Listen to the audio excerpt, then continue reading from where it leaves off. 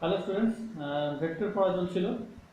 আগে হয়েছিল ভেক্টরের বিভাজন, লম্ব বংশ বিভাজন বন্ধ হয়েছিল। আজকে আমরা পড়ব ত্রিমাত্রিক দেশে স্থানাঙ্কের সাহায্যে ভেক্টরের প্রকাশ। ত্রিমাত্রিক দেশে মানে 3 ডাইমেনশনে। এবার আমরা স্থানাঙ্ক জ্যামিতি পড়েছি। অনেকটা একটা স্থানাঙ্ক জ্যামিতির মতন 2 ডাইমেনশনে একটা পয়েন্টকে কিভাবে প্রকাশ করা হয়, এক্স এক্স স্থানাঙ্ক, ওয়াই স্থানাঙ্কের সাহায্যে। যেমন 2 3, 2 x = 2 আর y = 3। একই রকম ভাবে যদি 3 ডাইমেনশন মানে x x y z তিনটে, হ্যাঁ, x y z। বা আরেকটু যদি আমরা অন্যভাবে করি তাহলে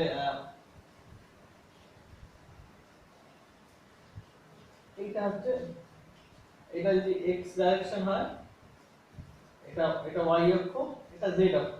হ্যাঁ, অনেক সময় এটাকেও y নেওয়া যেতে পারে। এটা y অক্ষ, এটা z অক্ষ, ঠিক আছে। তাহলে এই আমরা যেই পৃথিবীতে থাকি সেটা হচ্ছে 3 ডাইমেনশনাল ওয়ার্ল্ড। তাহলে যে কোনো পয়েন্টকে আমরা কিভাবে বোঝাবো? আমরা তিনটা পয়েন্টের সাহায্যে বোঝাই, দৈর্ঘ্য, প্রস্থ, উচ্চতা। যেমন এখানে যদি একটা পয়েন্ট, একটা বল ভাসছে বা একটা মশা উঠছে, তার স্থানাঙ্ক কিভাবে বোঝাবো? ওই দৈর্ঘ্য, ওখান থেকে এতটা দূরে দৈর্ঘ্য, এতটা প্রস্থ, এতটা উচ্চতা, ঠিক আছে।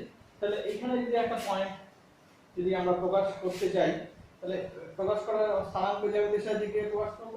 এই স্থানাঙ্ক হবে সাপোজ x1 y1 z1, যেখানে x1 মানে হচ্ছে এতটা, y1 মানে হচ্ছে এতটা, আর z1 মানে হচ্ছে এতটা। তাহলে এটা হচ্ছে স্থানাঙ্ক। এবার ভেক্টরের মধ্যে কি হয়? এবার ভেক্টরে আমরা একক ভেক্টর করেছি। একক ভেক্টরে আমরা নরমাল একক ভেক্টর মানে যে ভেক্টরকে সেই ভেক্টর দিয়ে ভাগ করলে, তার মান দিয়ে ভাগ করলে যেটা পাওয়া যায়। এবার এখানে এই দিক বরাবর একক, তিন দিক বরাবর তিনটা আলাদা আলাদা একক ভেক্টর আছে। x অক্ষ বরাবর যে একক ভেক্টর সেটাকে বলা হয় ছোট হাতের i ক্যাপ, ঠিক আছে। আর y অক্ষ বরাবর যে একক ভেক্টর সেটাকে বলা হয় ছোট হাতের j ক্যাপ। ক্যাপ মানে কেন ক্যাপ হচ্ছে একক ভেক্টরের জন্য। আর z অক্ষ বরাবর যে একক ভেক্টর সেটাকে বলা হয় ছোট হাতের k ক্যাপ, ঠিক আছে। তাহলে নরমাল স্থানাঙ্ক জ্যামিতিতে আমরা যেরকম প্রকাশ করি, আর একটা সেরকম ভাবেই হবে এটা। তাহলে এখান থেকে যদি আমরা বার করতে যাই, এটা এটা দূরত্বটা কত হবে? এই দূরত্বটা এই কেন্দ্রবিন্দু থেকে যদি আমি এখানে এই লম্ব রেখা, এই রেখাংশটা টানি, এইটাকে বলবো দূরত্ব r, ঠিক আছে। আর এখানে তাহলে এটা হচ্ছে r। এই r কত হবে? এই r একটা ভেক্টর হবে। অবশ্যই যেহেতু ভেক্টর নিয়ে আমরা আলোচনা করছি, r ভেক্টরটা কত হবে? r ভেক্টর হবে, এর ভ্যালু কত? এই পয়েন্ট হবে x1 i cap plus y1 j cap plus z1 k cap. তাহলে স্থানাঙ্ক যদি x1 y1 z1 হয়, তাহলে ভেক্টরটা কত হবে? x1 i cap plus y1 j cap plus z1 k cap. তাহলে একটা উদাহরণ দিই, সাপোজ একটা উদাহরণ 2 3 4 একটা স্থানাঙ্ক, ঠিক আছে। তাহলে এখান থেকে 2 আসবে, এখান থেকে 3 আসবে, উপরে উঠবে 4। তাহলে 2 3 4 এর ক্ষেত্রে তাহলে এটার ভেক্টর কত হবে? এটার ভেক্টরটা হবে 2i cap plus 3j cap plus 4k cap. এটা হচ্ছে r ভেক্টর। এই r মানে কি? এই r মানে হচ্ছে ওর মূল বিন্দু থেকে দূরত্ব, ঠিক আছে। এবার এটা হলো r ভেক্টর, এটা ভেক্টর হিসাবে এর মানটা কত হবে? মান কে বার করে? mod r। mod r কত হবে? mod r হবে x1 square plus y1 square plus z1 square, ঠিক আছে। তাহলে প্রত্যেকটা যে সহগ, এই সহগের স্কয়ার করে যোগ করলেই আমরা এই r এর ভ্যালুটা পেয়ে যাব, ঠিক আছে।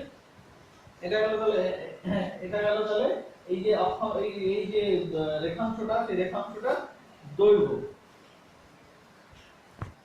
আচ্ছা, তাহলে কিন্তু ভেক্টরের ভ্যালু তো শুধু মান বার করলে হবে না, দিকটা বার করতে হবে। তাহলে এটার দিক কত হবে? দিক মানে হচ্ছে কোণটা বার করব। কোণ তিনটা কোণ হবে বেসিক্যালি। মানে এখানে এটা x অক্ষের সঙ্গে যে কোণ করে সেটা যদি আলফা নাম দিই, y অক্ষের সঙ্গে যে কোণ করে সেটা যদি বিটা নাম দিই, এবং z অক্ষের সঙ্গে যে কোণ করে সেটাকে গামা নাম দিলাম, ঠিক আছে। তাহলে এখান থেকে দেখি, এখান থেকে আমরা লম্বটা নিই। লম্বটা নিলে cos আলফা কত হয় দেখি। cos আলফা মানে কত? ভূমি বাই অতিভুজ। এখানে ভূমি কত?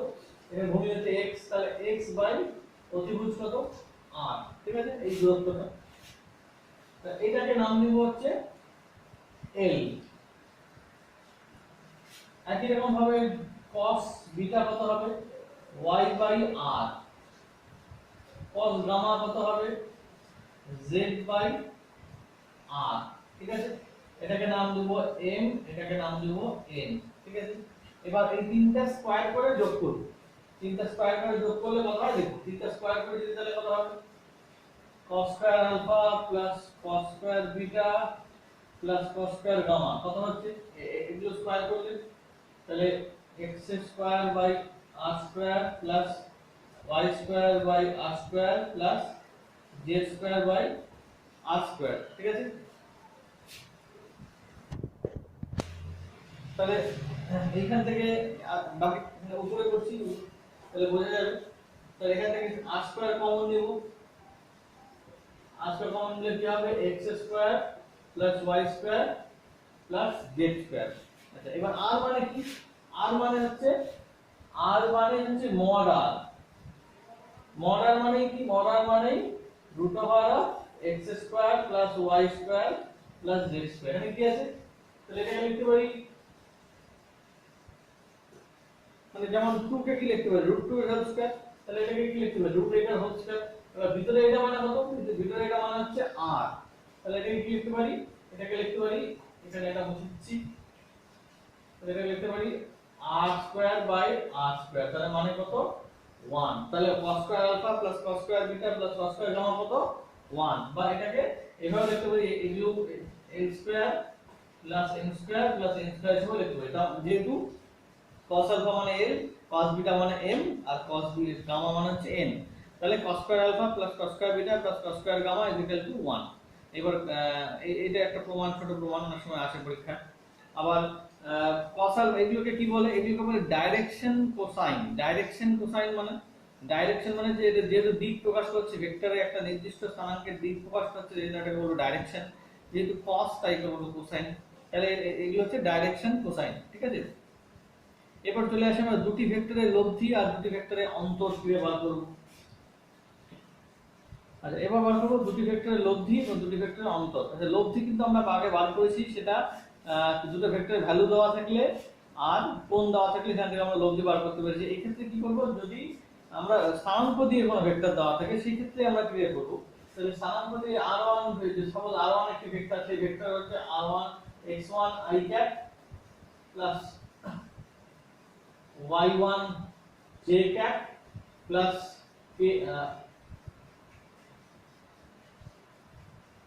z1 k cap, আর r2 আর একটা vector x2 i cap y2 j cap z2 k cap, এই দুটো হচ্ছে ভেক্টর। এবার আমাকে বার করতে হবে লব্ধি। লব্ধি মানে কি, বেসিক্যালি ডাইরেক্ট যোগফল। তাহলে আমি বার করব r1 প্লাস r2 ভেক্টর, এই দুটো ভেক্টরের যোগফল বার করব। কিছুই না, যোগফল বার করব কি, শুধু সহগগুলো যোগ করলেই আমার সেই ভেক্টরটা পেয়ে যাব। তার মানে এটা কি দাঁড়াবে, তাহলে দাঁড়াবে x1 plus x2 i cap plus y1 plus y2 j cap plus z1 plus z2 k cap। এই গেল হচ্ছে ভেক্টরটা।